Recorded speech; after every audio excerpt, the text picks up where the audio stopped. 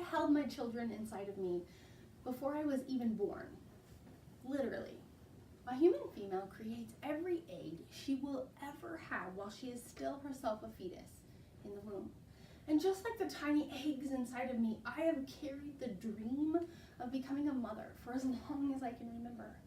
When people used to ask me what I wanted to be when I grew up, I always just said, a mom. I didn't know what kind of work I wanted to do, and I couldn't imagine loving a job enough that I would enjoy it forever. In 2009, I did become a mom, but I also learned something new about myself. My fascination with pregnancy and birth did not culminate with motherhood. It wasn't satiated. I deeply love my role as a parent, but I finally knew the answer to what I wanted to be. I've been obsessed with pregnancy and birth my whole life. It's the place I fit. It's where the world makes sense. I'm a doula, and for the past 10 years, I have had the privilege of standing with moms as they work to bring their babies and their own dreams of motherhood into reality. People often ask me what I do as a doula, and the truth is it changes every day. Each birth is different, and in order to be a good doula, I have to be able to meet my client exactly where she is at every moment of her birth. According to the National Institute of Health, a woman's satisfaction with childbirth has immediate and long-term effects on her health and the quality of her relationship with her child. My job is to help her have a satisfying and empowering experience. I can do this through things like physical support, massage, positioning, things that help her get through her contractions. I also do this with words of encouragement and reassurance that she is strong and capable. I spend time combating her fears and just the general unknown of labor with facts and information, and I help her find her strength and her voice in times when she is really overwhelmed.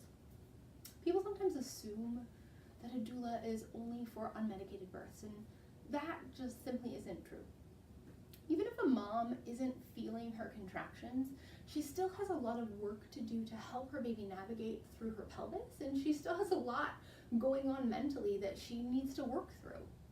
That also means that doulas attend births at all types of birth locations.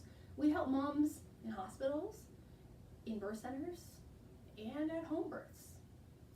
One question I'm often asked is how a doula is different than a midwife, and the answer to that is that we're really different.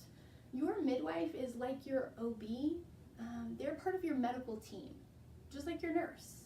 They do things like take your blood pressure, they monitor your baby's heart rate, they give medical advice, and they deliver your baby. A doula doesn't do any of that. We're there on your comfort or your support team. We work in tandem with your medical providers to create a complete team to meet all of your needs. Despite what a lot of people think, doulas have a lot of training and certification requirements. There are a few different certifying agencies, but the most well-known is DONA International. They've been in service for 26 years. They have certified over 13,000 doulas in over 56 countries worldwide. The typical certification takes about 2 years to complete, and after that, a doula is required to maintain her certification through education and conferences to keep her skills and her knowledge up to date. The fee that a doula charges really depends on her location and how many years of experience she has. Doulas who are just getting started may charge something like $500 or so per birth, and doulas who've been around for a while can charge something more like $2,000 for a birth. Most doulas take about 3 to 5 clients a month, and even at that, your schedule can feel pretty hectic. Living on call can be really hard, and most doulas are solo practicing, so they have to drop everything anytime a client goes into labor. This is one of the biggest reasons why many doulas only last 5 years before they quit. Living on call and not knowing how long you'll be at work, it's really hard. It's even more challenging if you also have kids whose schedules can be challenging on their own. I'm thankful for friends who graciously accept all of my RSVPs knowing that yes really means unless I'm out of birth, and doctors who waived their 24-hour cancellation fees for me. I am regularly woken up at 2 a.m. to my phone ringing, and I can go from sound asleep to in my car in less time than most people take to brew a cup of coffee. All of my sleepless nights and all of my missed holidays with my family are worth it for me when I look into the eyes of a new mother who has been pressed to the furthest reaches of what she can bear and has conquered her fears to arrive victoriously with her new child and a new awareness of her full power.